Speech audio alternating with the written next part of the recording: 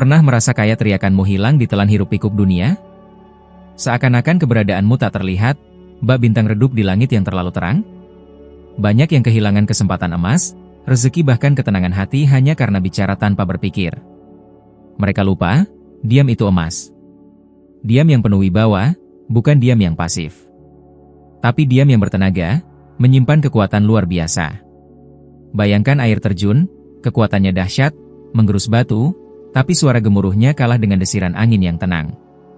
Nah, kekuatan itu, kekuatan diam, bisa kamu kuasai. Saya Adriano, sudah lebih dari 10 tahun mendalami filosofi Stoa. Stoa menyelamatkan hidup saya saat semuanya terasa runtuh, dan kini, saya membantu ribuan orang menemukan jati diri, kedamaian, dan kepercayaan diri melalui prinsip-prinsipnya. Kalau kamu merasa harus berteriak agar didengar, atau merasa tak berharga, video ini untukmu. Pernah perhatikan, orang yang paling banyak bicara seringkali yang paling sedikit bijaknya?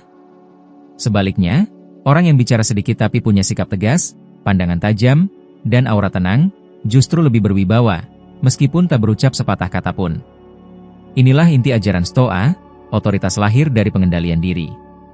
Kita sering merasa perlu bicara untuk diakui, mengomentari segala hal, membela diri terus-menerus, mengisi setiap jeda dengan kata-kata. Padahal, itu justru tanda ketidakpercayaan diri.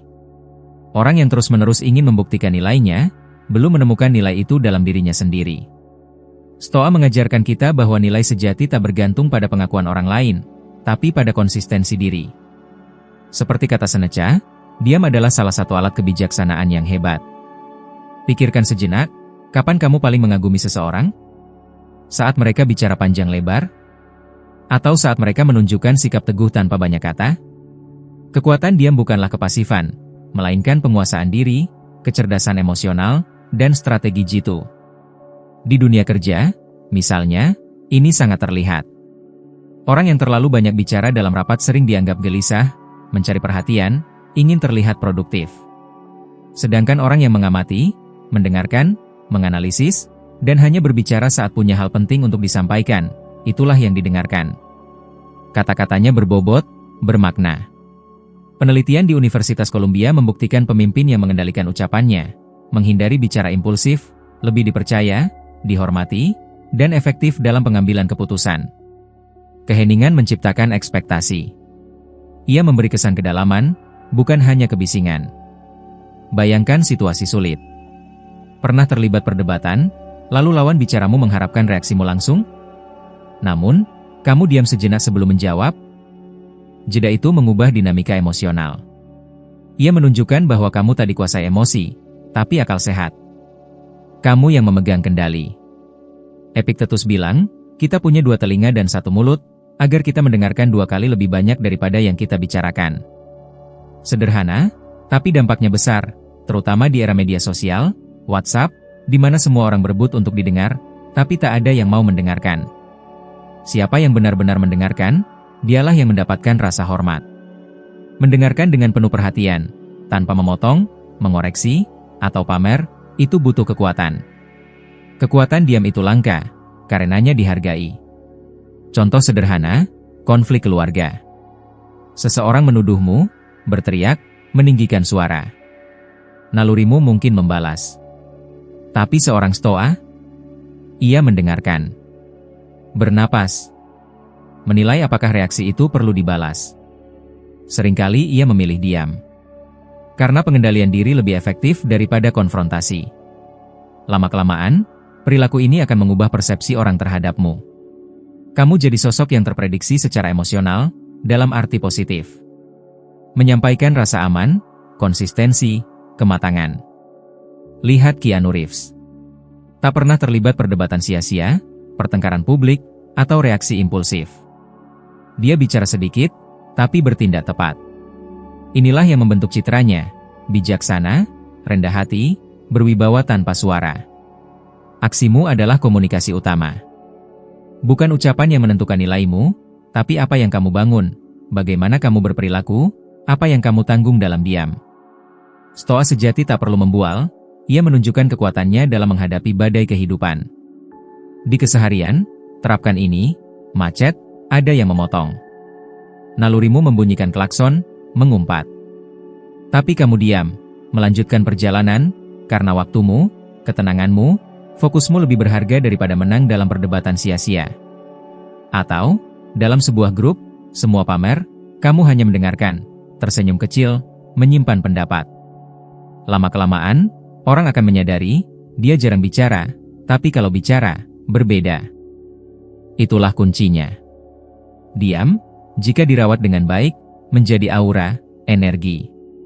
Bukan ketiadaan, tapi kehadiran yang halus. Ini bukan soal dingin atau antisosial, tapi selektif. Mengetahui kapan harus bicara, dan lebih penting lagi, kapan harus diam. Diam yang sadar, berkomunikasi lebih dari kata-kata.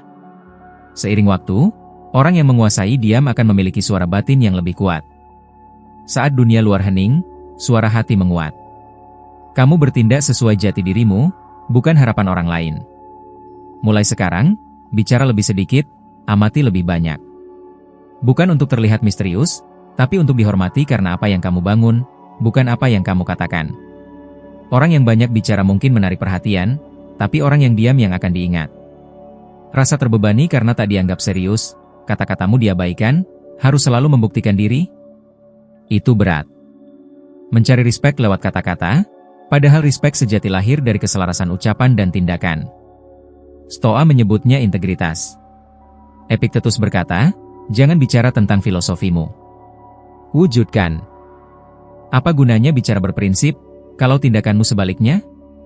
Dunia lebih memperhatikan perilaku daripada pendapat. Hormat tercipta dari konsistensi. Kebanyakan orang reaktif.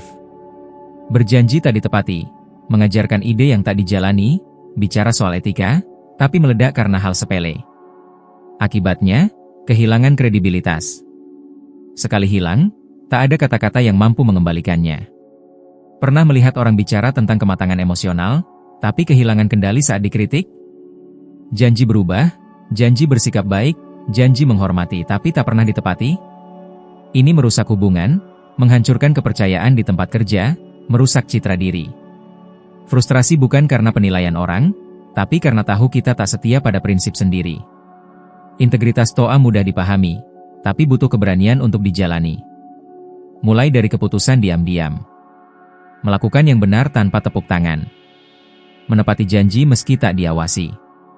Menolak level rendah, meski lebih mudah menang dengan agresi. Budaya pamer dan autopromosi mendorong kita berlawanan, menunjukkan lebih dari apa adanya, terlihat lebih baik daripada kenyataannya, memperagakan nilai daripada memahaminya. Harganya mahal, dan kejatuhannya tak terelakkan. Lihat Lance Armstrong.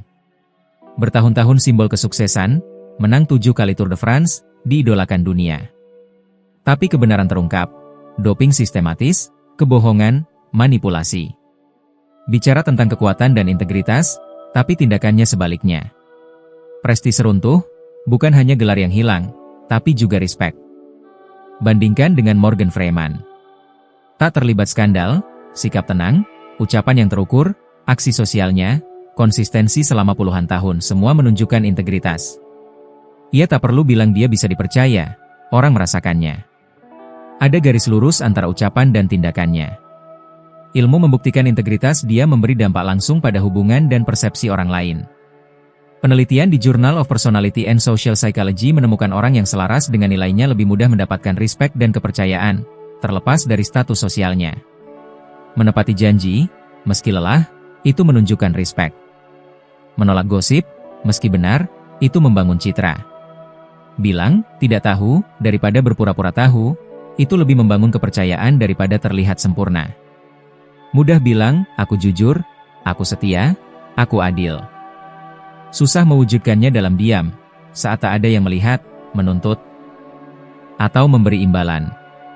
Perjuangan sehari-hari itulah medan pertempuran sejati. Marco Aurelius berkata, pikirkan terus orang-orang yang dengan sepenuh hati menjalani hidup sesuai akal sehat dan kebajikan. Bukan meniru, tapi ingat bahwa kebesaran diam itu mungkin. Memberi inspirasi tanpa bicara. Mengajari tanpa menggurui. Memimpin tanpa memerintah. Stoa mengajak kita bertanya, apa yang kulakukan saat tak ada yang melihat? Di sanalah reputasi sejati tercipta.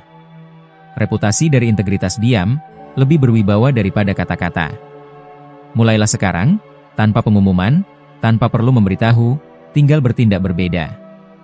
Jadilah orang yang tak perlu membela diri, karena tindakanmu sudah melakukannya. Ingin didengar? Jadilah orang yang berintegritas. Suara terkuat tak perlu berteriak. Pernah melihat orang yang menguras energi dengan kata-kata? Bicara banyak, jelaskan panjang lebar, membela diri terus-menerus, seperti ingin meyakinkan orang lain, bahkan dirinya sendiri. Melelahkan. Justru menimbulkan ketidaksukaan. Bicara berlebihan menunjukkan ketidakpercayaan diri. Stoa mengajarkan alat ampuh untuk dihormati tanpa meninggikan suara, pengendalian diri. Epictetus berkata, mustahil bagi seseorang untuk mempelajari hal yang ia pikir sudah ia ketahui. Ini berlaku untuk diam. Banyak yang menganggap pengendalian diri sebagai kelemahan, diam sebagai kekalahan, menguasai emosi sebagai penekanan diri. Padahal sebaliknya. Kekuatan sejati adalah tak bereaksi seperti yang diharapkan dunia. Tak menjadi budak impuls. Menjaga keseimbangan saat semua orang kehilangannya. Pernah terpancing emosi? Di jalan, kerja, rumah. Lalu menyesal? Rasanya, andai saja menahan diri sebentar, semuanya akan berbeda. Ini lebih umum dari yang kita pikir. Studi apa menunjukkan lebih dari 70% orang menyesali reaksi emosionalnya dalam situasi stres. Mereka menderita bukan karena kejadiannya, tapi reaksi mereka. Marco Aurelius berkata, balas dendam terbaik adalah tidak menjadi seperti orang yang menyakitimu. Ini inti pengendalian diri Stoa. Menjawab kritik dengan tenang, melumpuhkan konflik. Memilih diam saat diprovokasi, menghilangkan kendali orang lain atas pikiranmu. Tak membiarkan perilaku orang lain menentukanmu, itulah kebebasan. Itulah kekuatan. Itulah yang menciptakan hormat. Bayangkan rapat kerja yang penuh emosi, saling tuduh, menunjuk jari. Kamu tetap tenang, fokus, objektif. Tak meninggikan suara, memotong, atau kehilangan fokus. Apa yang terjadi? Orang memperhatikan. Suasana berubah. Kehadiranmu menonjol. Bukan karena kamu berteriak, tapi karena kamu tak hilang kendali. Itulah kepemimpinan. Pengaruh sejati. Bukan soal jabatan, tapi penguasaan diri. Pengendalian diri bukan bakat, bisa dilatih. Bukan saat tenang, tapi saat tegang. Saat ingin membalas pesan kasar, dihina publik, tergoda bertindak dengan marah. Disitulah Stoa memilih respon yang sadar. Bukan karena lemah, tapi karena ia tahu setiap reaksi membentuk reputasi dan karakternya. Will Smith di Oscar 2022? Dalam hitungan detik, menodai karirnya. Kehilangan kendali. Bukan kekuatan, tapi ketidakseimbangan yang terpatri. Respect yang dibangun selama bertahun-tahun hancur. Bandingkan dengan Barack Obama. Terlepas dari ideologi, hampir semua mengakui posturnya, ketenangannya, meski menghadapi serangan politik, krisis besar, citranya tetap tenang, seimbang, berkecerdasan emosional. Itulah yang menciptakan hormat. Bukan apa yang dia katakan, tapi bagaimana dia berperilaku. Diamnya menunjukkan keyakinan. Pengendalian ucapannya menunjukkan kesiapan. Stoa menghargai ini sebagai kebajikan tertinggi. Kita tak bisa mengendalikan ucapan orang lain, dunia sekitar. Tapi kita selalu memiliki kendali atas reaksi kita. Cara kita merespon dunia menentukan respon dunia terhadap kita. Ingin dihormati? Belajar diam saat amarah menggebu. Tersenyum saat diprovokasi. Pilih momen tepat untuk bicara, dan momen terbijak untuk diam. Stoa bukan ajakan untuk pasif, tapi untuk cerdas. Pengendalian diri bukan soal menekan emosi, tapi tak membiarkannya mengendalikan hidup. Yang meledak kehilangan kendali. Yang menguasai diri. Menguasai setiap situasi.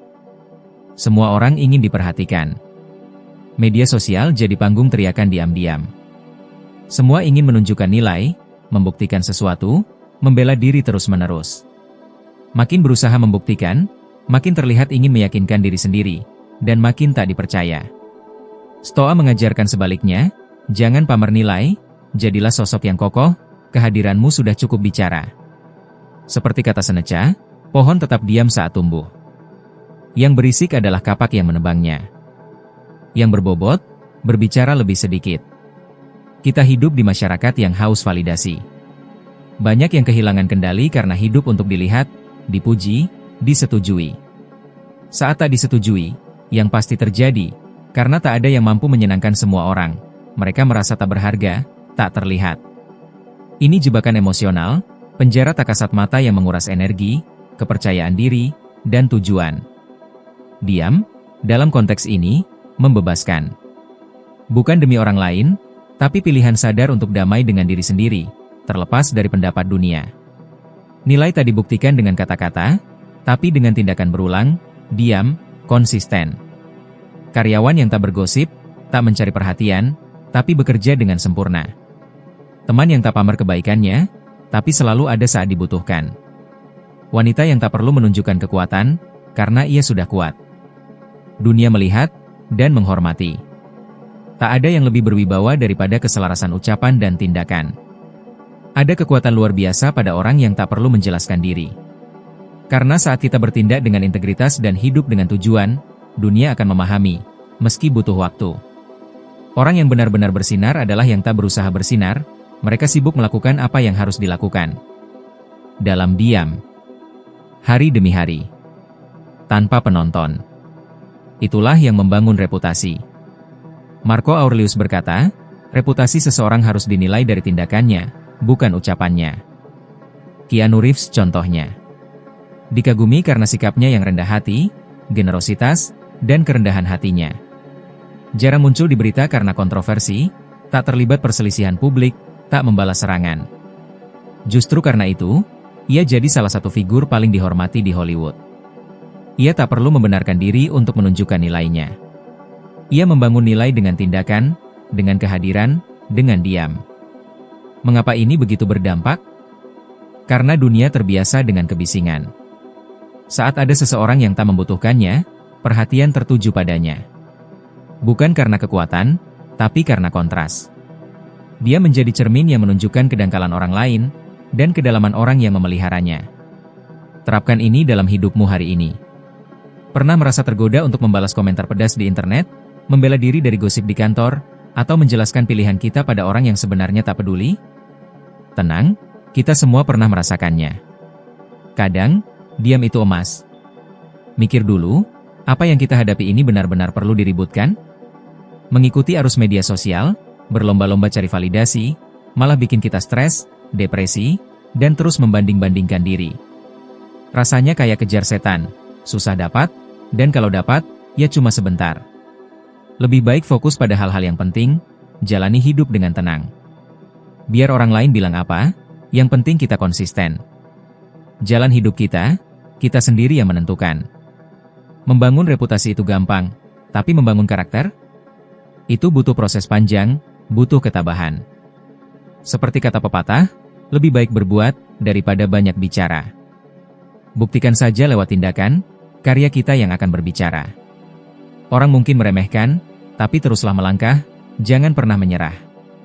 Sukses itu diam-diam menghampiri, bukan dengan gembar-gembor.